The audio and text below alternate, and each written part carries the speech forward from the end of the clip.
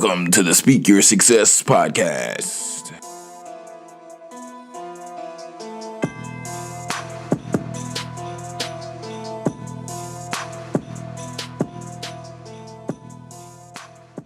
Here we are, we're back, episode 13. I just want to take a quick moment and I want to thank you, the listener, because without y'all, we wouldn't have been able to make it to 1,000 listens. So we're at over 1,000 listens now. We haven't even been live for 2 months. So you are the real MVP.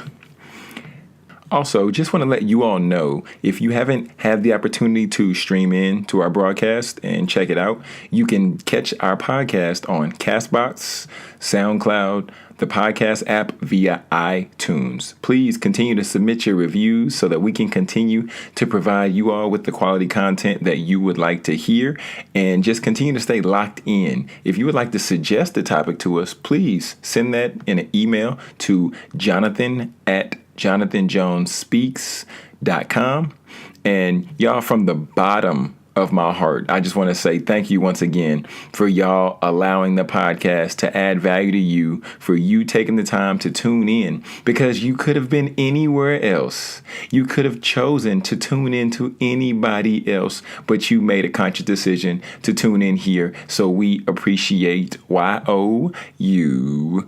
And if you are live tweeting, I would encourage you to use the hashtag #SpeakYourSuccess, or you can use the hashtag SYSPod so that we can shout you out and thank you for listening throughout the broadcast. Or if you would like to take time and you would like to follow us on Twitter to stay up to beat with the polls, to stay up to beat with what's going to be the topic next week, just to stay up to what's going on, you can follow us at Speak, the letter Y, and Success. And on Instagram, it's Speak Your Success. So now we're going to go ahead and just address the topic at hand today. I was just really struggling on trying to figure out, what do the people want to hear?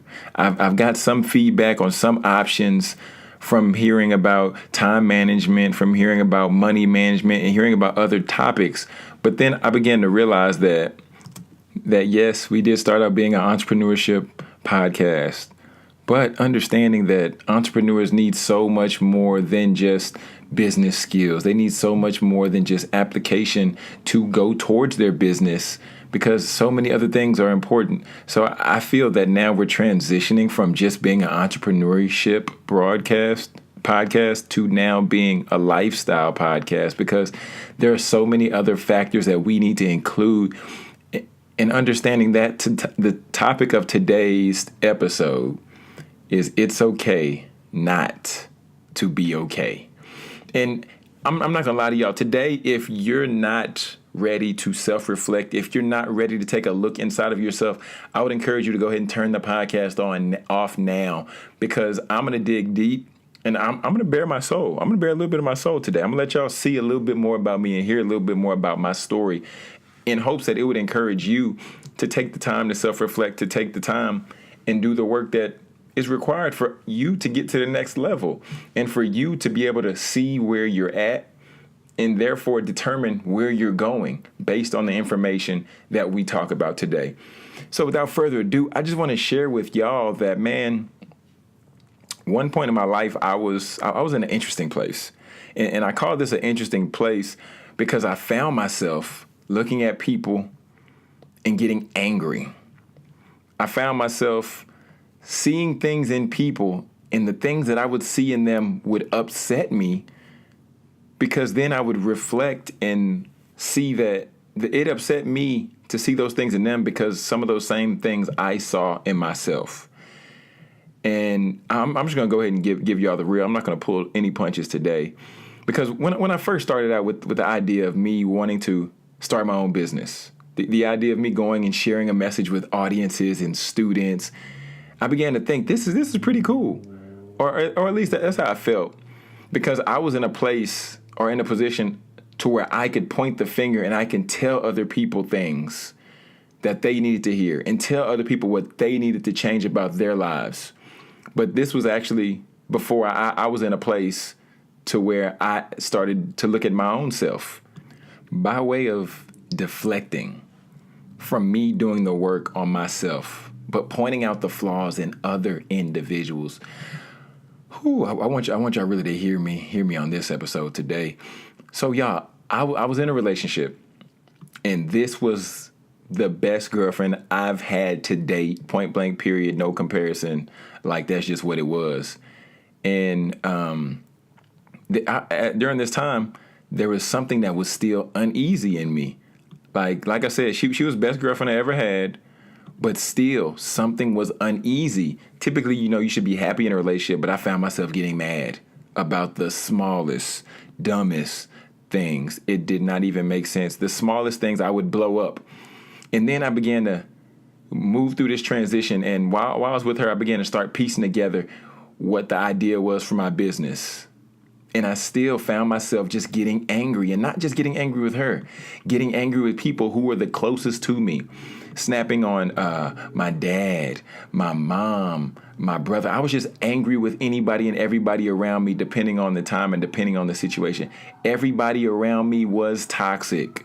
Yes, ring the alarm. Ring the alarm. Y'all, because it was so sad. It was an emergency. That's why we got the ambulance call. It was an emergency. Because everything around me, all these relationships were toxic. And the funny thing about me even saying that is, with all these relationships being toxic, I had to take 2 steps back. And I had to realize that it wasn't everybody around me that was toxic. But honestly, it was me who was the individual who was toxic in those relationships. And then I feel like in this time was God giving me the opportunity to really take a step back and look, because I feel like God really spoke to me. And he was like, hey, say, bruh, you got to get alone and you got some work to do. Plain and simple.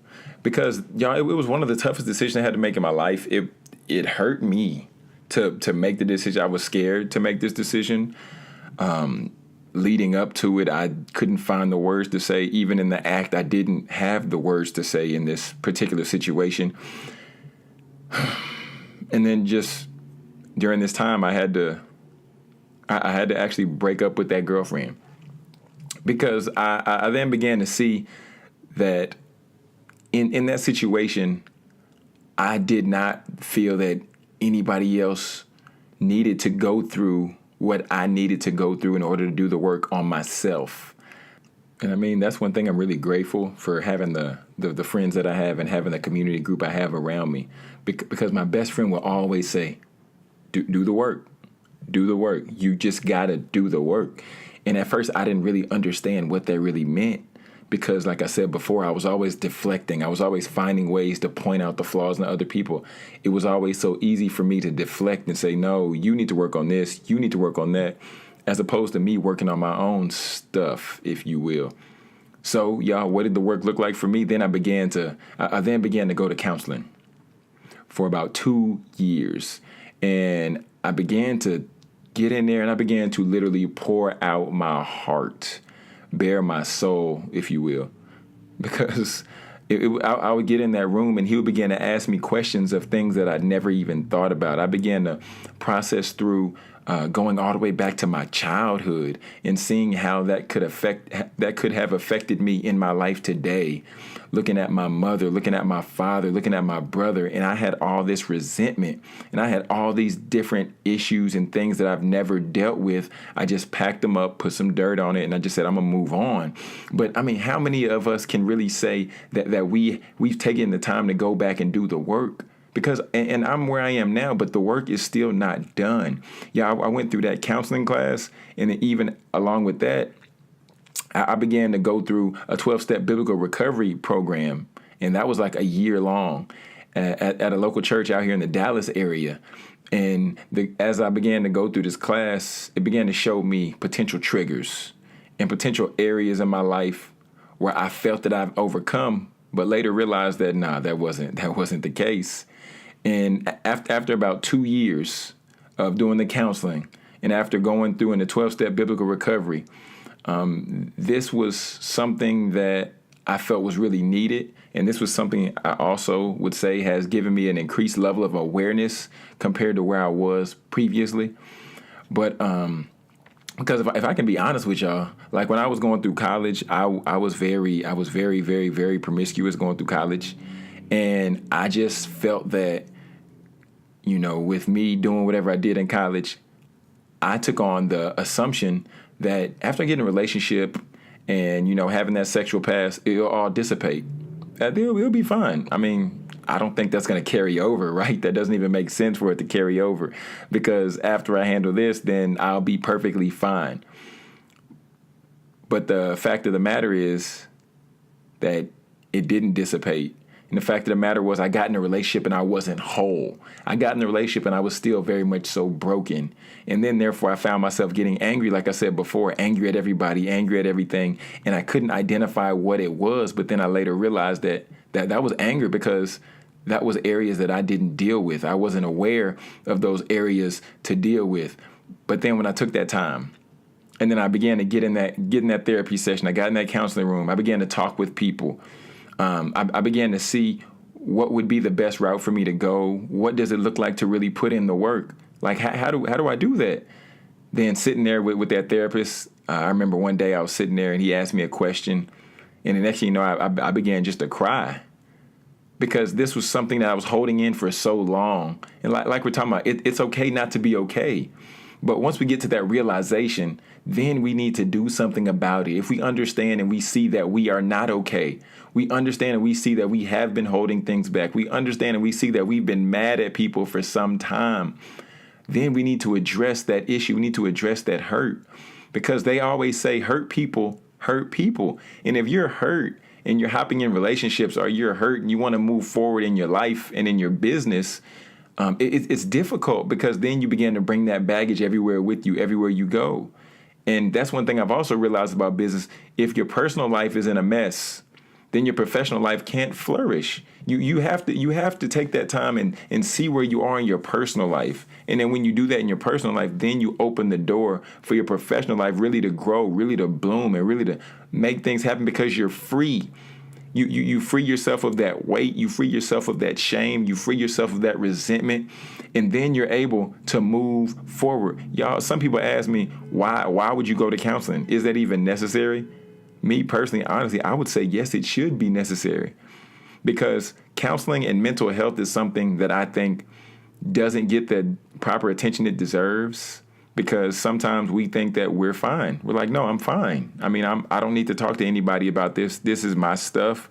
I don't want to let anybody in my house. I don't want to let anybody in my personal space. So therefore, I'm just going to move on. I'm going to move forward. I'm done. I'm good. I quit. Let's just move on. But the funny thing was, there were some days, well, not the funny thing, but like I said, there were some days where I cried. Yes, ma'am. Yes, sir. Jonathan Jones definitely cried. I let it out and I felt really good about it. There were other days I was like, man, this is not working. This isn't doing anything. I'm ready to quit. I'm ready to get out of here, because I don't even see why I'm wasting my time. There were some days I felt like that. There were some days I felt like I wasn't getting anywhere. Although my therapist was like, John, I'm seeing growth now. I'm seeing you grow. I'm seeing you mature in this process. I began to think, dude, you're just saying something. I don't feel anything. I'm ready to leave. But also, going through this process, then I feel like I was getting strengthened. I was becoming stronger, eventually in the long run. So some people might say, was it worth it going through counseling for 2 years? Was it worth it going through a 12-step biblical recovery program? Yes, it was worth it, because I spent that time, wasn't dating anybody, was committed to God in that 12-month period, to not dating and just focusing on deepening my relationship with Him. That increased my awareness of my own personal triggers, like I said before, as well as that allowed me to see those shortcomings in my life, to see those areas, to see those soft spots, to see those bruises, to be more aware to those areas I might have been blind to in the past. So I'm very grateful that God used those various individuals. And I'm also very grateful that He opened my eyes and let me see that I needed help, and let me see that I couldn't fix myself. because I think that was something that I really felt that I really could handle. I was like, nah, I'm good. I can fix myself. I can handle this. I can do this on my own. But the fact of the matter was I couldn't, because if I could have, I would have done it, and I didn't do it. So I want y'all to be encouraged and know that it's okay to not be okay, but it's not okay to stay there.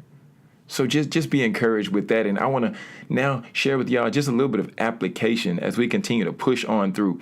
What does application look like in this process, John? How do we orchestrate application? How do we orchestrate a system to make this work? I'm glad you asked. First things first, we need accountability or community.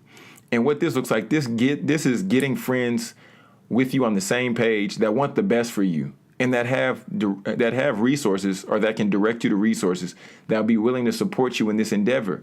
For instance, if you know you struggle with drinking, having somebody that you can text and say, hey, I'm struggling, I want to go to the bar, I want to get a drink, and then having them to be in position to either call you and talk you off that bridge, or get someone to be in position to where they can shoot you a text, or they can just meet up with you and y'all can go have coffee instead of you going to the bar.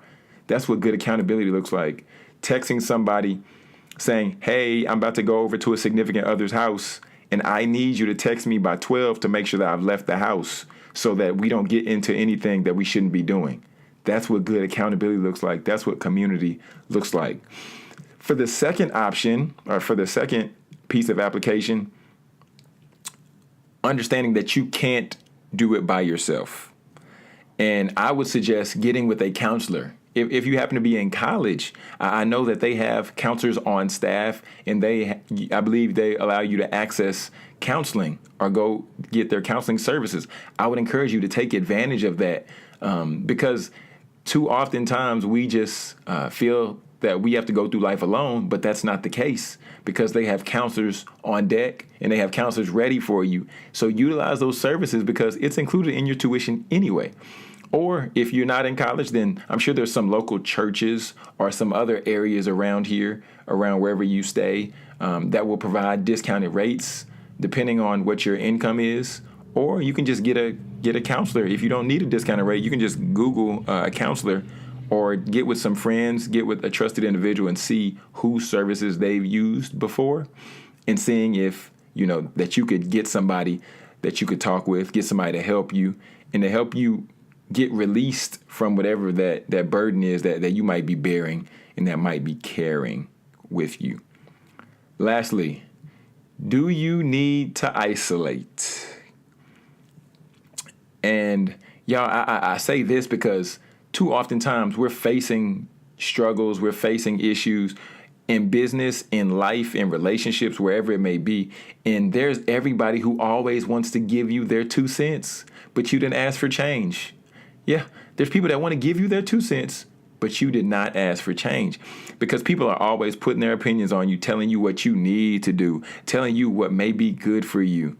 But I want to just share this with you. You might just need to take some time.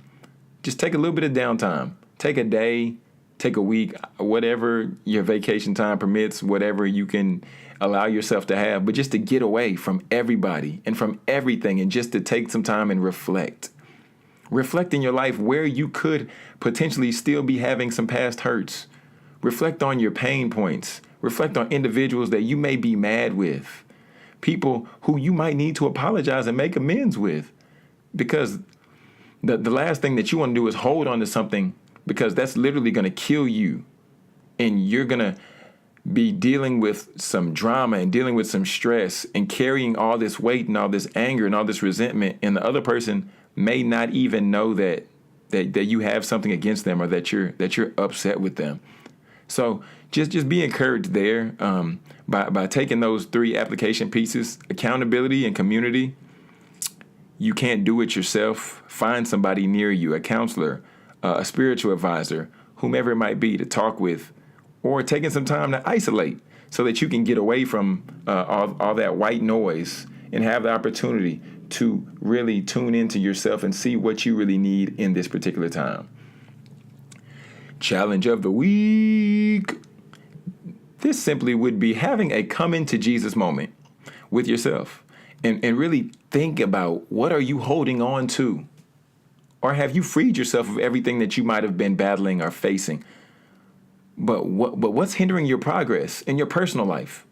Because like we said before, if something's hindering progress in your personal life, then it's going to boil over into your business life. So make sure that you get out of the weeds here, because you do not want to be carrying things that you don't want to be holding on to: resentment, anger, and stress that some people have been holding on to for 20, 30, 40 years, because that's going to eat you up and it's going to make you wrinkled in the face. And you do not want either of those things. And now for our winner circle of the week.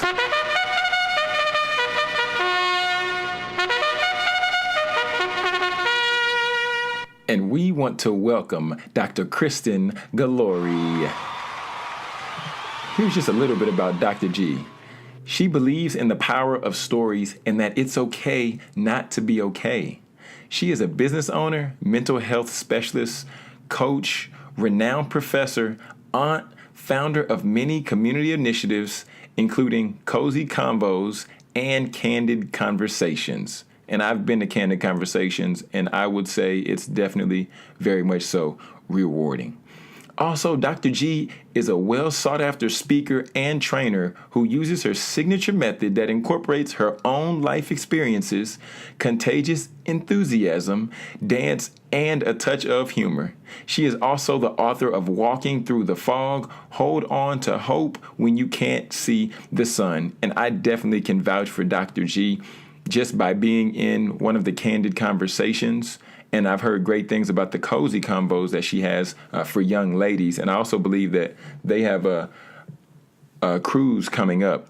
And we'll have all that information down in the show notes, so you can get a hold of Dr. G, so you can book Dr. G if you would like her to speak, or if you would even like the time to order Dr. G's latest book that she has released. And once again, the name of that book is Walking Through the Fog, Hold On to Hope When You Can't See the Sun.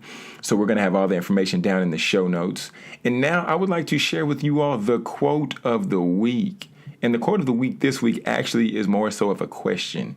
And it reads, what if you simply devoted this year to loving yourself more?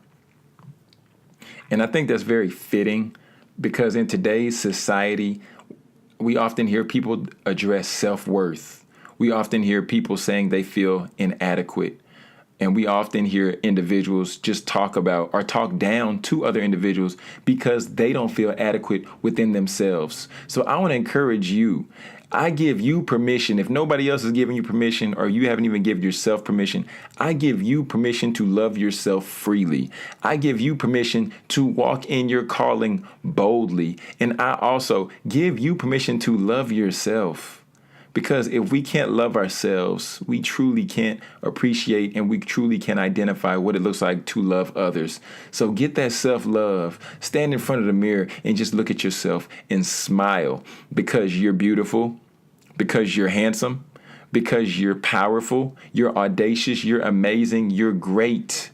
You have the ability to do great things. You have the ability to speak things into fruition and then watch them as you manifest with the gift that already lies within you. So I want you to be encouraged this week. I want you to be excited this week. I want you to attack this week. I want you to attack this weekend. And I want you to walk in all of your greatness. I want you to walk in all of your glory, because you are great. And I just want to take the time to give you those flowers this week, because we need the encouragement. We need the support. Like I said before, we can't do it all on our own. So when somebody gives you a compliment, receive it and feel free to pass it on to somebody else, because you never know what somebody is going through. You never know what somebody is currently facing.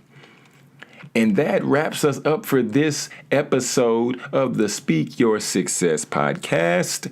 And I just want to encourage you all, if you would like to submit a topic or you would like to sponsor the podcast, please shoot us an email over at jonathan@jonathanjonespeaks.com. Once again, that's Jonathan, JONATHAN, at Jonathan, JONATHAN, Jones, JONES, Speaks, SPEAKS.com.